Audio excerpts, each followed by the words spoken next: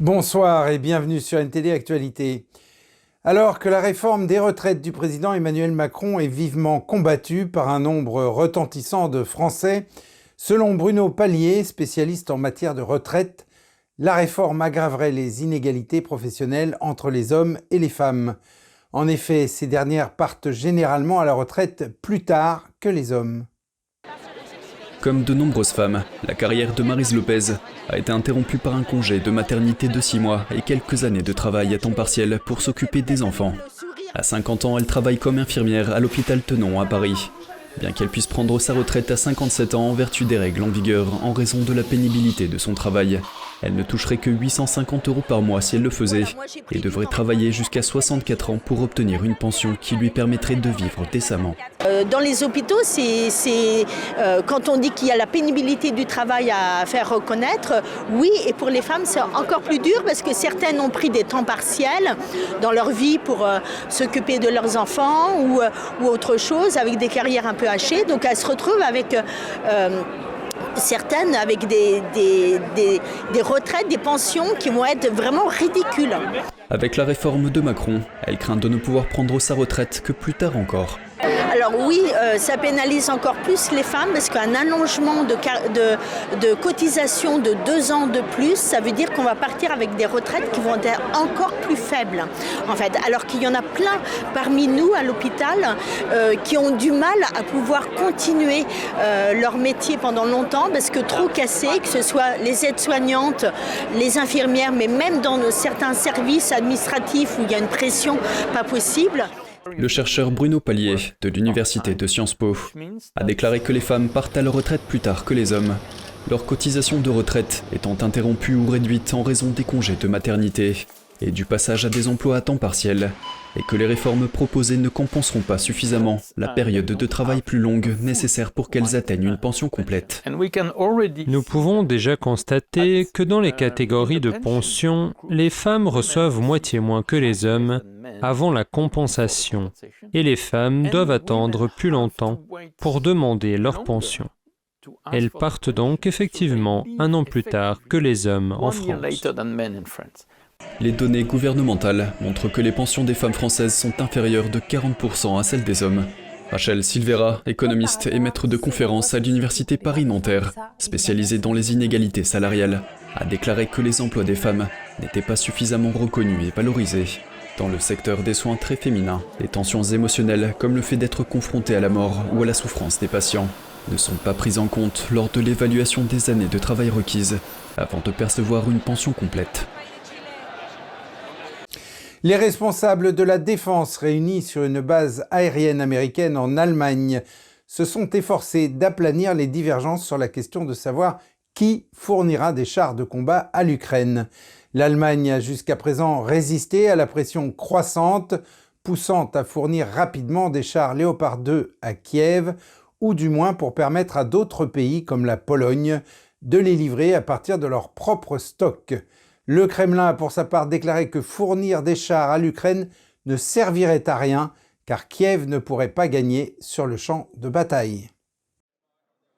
Les ministres de la Défense de l'OTAN et d'autres pays se sont réunis vendredi en Allemagne, alors que l'on craint que la Russie ne tente à nouveau de s'emparer de certaines parties de l'Est et du Sud de l'Ukraine. Elle affirme avoir annexé ces zones, mais ne les contrôle pas totalement. Les États-Unis et la Finlande ont annoncé une nouvelle aide militaire avant le rassemblement à la base aérienne de Ramstein. Le secrétaire américain à la Défense, Lloyd Austin, a qualifié ce moment de décisif pour l'Ukraine. C'est le moment de creuser plus profondément. Le peuple ukrainien nous observe, le Kremlin nous observe, et l'histoire nous regarde. Nous ne lâcherons donc pas prise, et nous ne faiblirons pas dans notre détermination à aider l'Ukraine à se défendre contre l'agression impérialiste de la Russie. L'objectif principal de cette réunion était de savoir si l'Allemagne allait autoriser la réexportation vers l'Ukraine de ces chars Léopard 2 utilisés par les armées européennes. Le président ukrainien Volodymyr Zelensky a demandé une aide militaire supplémentaire. Nous devons accélérer. Le temps doit devenir notre arme commune. Tout comme la défense aérienne et l'artillerie, les véhicules blindés et les chars sur lesquels nous négocions avec vous et qui feront réellement la victoire.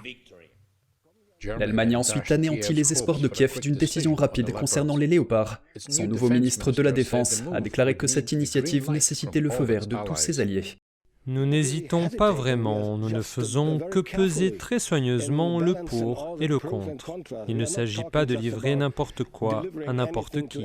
Il s'agit d'un nouveau type de mesure que nous avons choisi et nous devons donc être prudents, car nous avons le devoir d'examiner attentivement et intensivement quelles pourraient être les conséquences pour quiconque dans ce conflit. Pistorius a déclaré qu'il ne pouvait pas dire quand la décision serait prise, mais que Berlin était prêt à agir rapidement. Le chancelier allemand Olaf Scholz s'est montré réticent à envoyer des armes qui pourraient être considérées comme une provocation pour Moscou. L'analyste militaire Gustav Gressel affirme que la principale crainte de l'Allemagne est une attaque militaire. La chancellerie a énormément peur de la guerre nucléaire et ils sont perçus là-bas comme la cible privilégiée pour cela. Je ne sais pas comment cette étrange perception est apparue. C'est parfois... J'ai un peu l'impression que Scholz a perdu de vue le fait que l'Allemagne fait en réalité partie de l'alliance de l'OTAN. Il n'est pas mentalement tourné vers l'Ouest. L'ancien président russe et vice-président du Conseil de sécurité du président Vladimir Poutine, Dmitri Medvedev, a averti l'OTAN jeudi qu'une défaite de la Russie pourrait déclencher un tel événement. Mais la reconnaissance explicite que la Russie pourrait perdre sur le champ de bataille a marqué un rare moment de doute public de la part d'un membre éminent du cercle intime de Poutine. Et la population de l'Allemagne a atteint un niveau record en 2022. Elle était en baisse depuis 3 ans. Mais avec l'arrivée de réfugiés ukrainiens fuyant la guerre, la population a dépassé les 84 millions d'habitants. Les Ukrainiens arrivés en Allemagne au cours du premier semestre de l'année 2022 ont contribué à une augmentation de 740 000 personnes. En comparaison, les précédentes crises de réfugiés provoquées par la violence en Syrie, en Afghanistan et en Irak en 2015 avaient ajouté un peu plus de 750 000 nouveaux résidents. Le flux d'immigrants en provenance d'autres pays a également augmenté de près de 50% en 2022 selon le journal allemand Handelsblatt, principalement en raison de personnes demandant à venir de Syrie, d'Afghanistan et de Turquie. Le ministre allemand de l'Intérieur affirme que le pays a accueilli plus de migrants que ses voisins européens. Certains législateurs allemands s'inquiètent de la capacité du pays à long terme. Les immigrants ont plus que compensé le faible taux de natalité et le vieillissement de la population. La proportion globale d'Allemands en âge de travailler est passée d'un peu moins de 62% à près de 76%. Et l'entreprise chinoise de médias sociaux TikTok pourrait être interdite dans toute l'Union européenne si elle ne redouble pas d'efforts pour se conformer aux règles de l'UE en matière de vie privée et de désinformation. Le PDG de la société que l'on voit ici à Bruxelles au début du mois a été prié de ne pas attendre la date limite du 1er septembre pour mettre TikTok en conformité avec la loi sur les services numériques de l'Union européenne. Il s'agit d'un ensemble de règles strictes exigeant des plateformes en ligne qu'elles fassent davantage pour contrôler les contenus avec des amendes pouvant aller jusqu'à 6% du chiffre d'affaires en cas d'infraction. Le commissaire européen Thierry Breton a souligné l'importance de la sécurité des enfants. L'application de vidéos courtes, qui appartient au conglomérat technologique chinois ByteDance, fait l'objet d'une attention croissante de la part des autorités occidentales qui craignent que Pékin ne l'utilise pour recueillir des données sur les utilisateurs ou pour diffuser des récits pro-chinois ou de la désinformation. Et des centaines de millions de Chinois retournent dans leur ville natale pour le Nouvel An. Pour beaucoup d'entre eux, c'est la première fois qu'ils peuvent le faire depuis 3 ans. Mais cette explosion des voyages fait craindre une nouvelle recrudescence des infections par le Covid. En Chine, les voyageurs se sont pressés à la gare de Pékin-Ouest vendredi, beaucoup retournant dans leur ville natale pour le Nouvel An lunaire. L'assouplissement des restrictions Covid a déclenché une explosion des voyages, notamment à l'occasion de la période la plus importante pour les réunions de famille en Chine. Cela fait 3 ans que je ne suis pas rentré chez moi. Cette année, après la réouverture, c'est la première fois en 3 ans que je retourne chez moi. Vendredi a été la journée la plus chargée en déplacement depuis des années. Après la réouverture de cette année, tout le monde est impatient de rentrer chez lui. Après tout, nous n'avons pas vu nos familles depuis si longtemps. Alors, nous nous sommes dit que nous allons nous dépêcher de rentrer chez nous. De retour à la maison, nous pouvons voir nos parents, nos proches, et ensuite nous réunir dès que possible. C'est tout. Le régime a déclaré que le pire était passé dans sa lutte contre le Covid-19, mais les déplacements en masse de la population font craindre une nouvelle flambée des infections. Nous allons passer le nouvel an chez nos parents, car cela fait 2 ans que nous ne sommes pas rentrés chez nous. Mes parents sont plus âgés. Ils ont aussi eu le virus, mais maintenant ils vont bien, donc nous devons rentrer.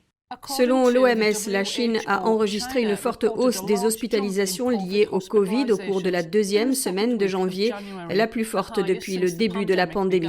Les hospitalisations ont augmenté de 70% par rapport à la semaine précédente pour atteindre plus de 60 000.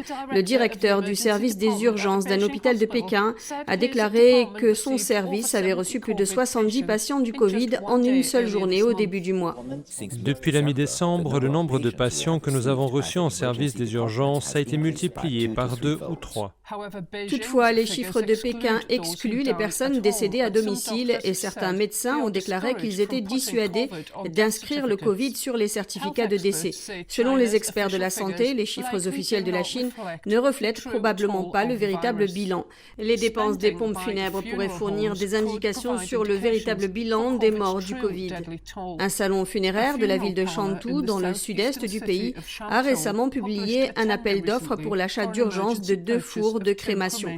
Et un centre de services funéraires de la province du Sichuan, dans le sud-ouest, a acheté 40% de diesel de plus que sa moyenne annuelle, constatant que ses réserves étaient presque épuisées. Aucun des 2 établissements n'a cité une augmentation des décès dus au Covid comme raison de ces achats.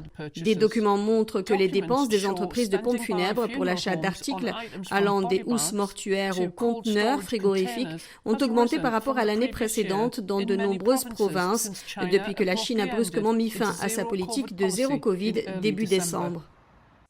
La première ministre néo-zélandaise Jacinda Ardern a déclaré avoir bien dormi pour la première fois depuis longtemps. Le 20 janvier, un jour après avoir annoncé sa démission.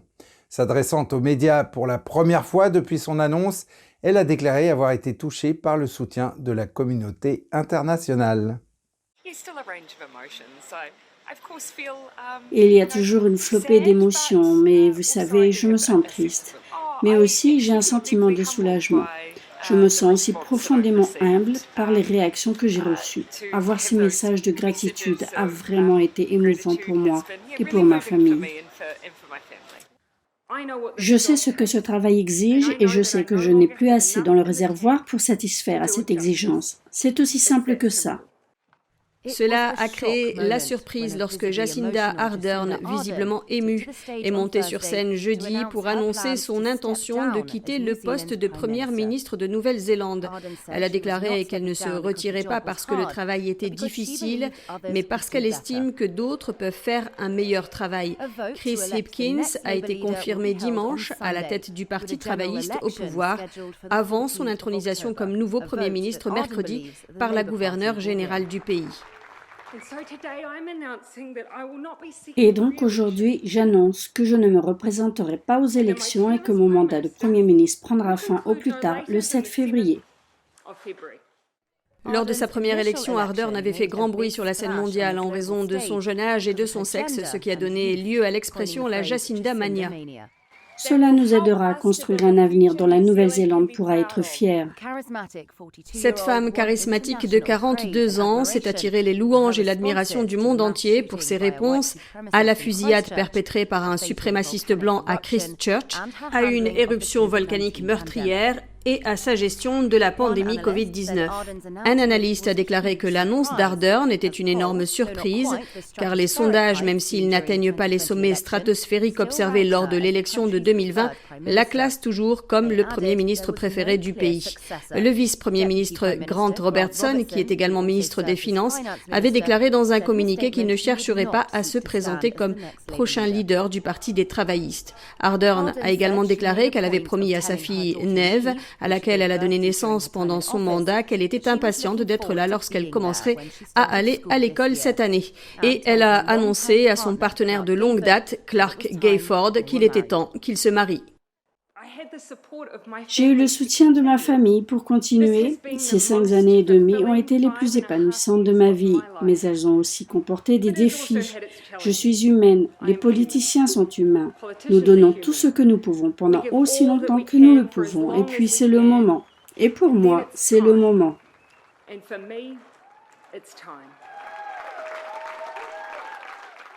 Et direction le Chili à présent, où des scientifiques ont découvert les fossiles de dinosaures les plus méridionaux enregistrés en dehors de l'Antarctique.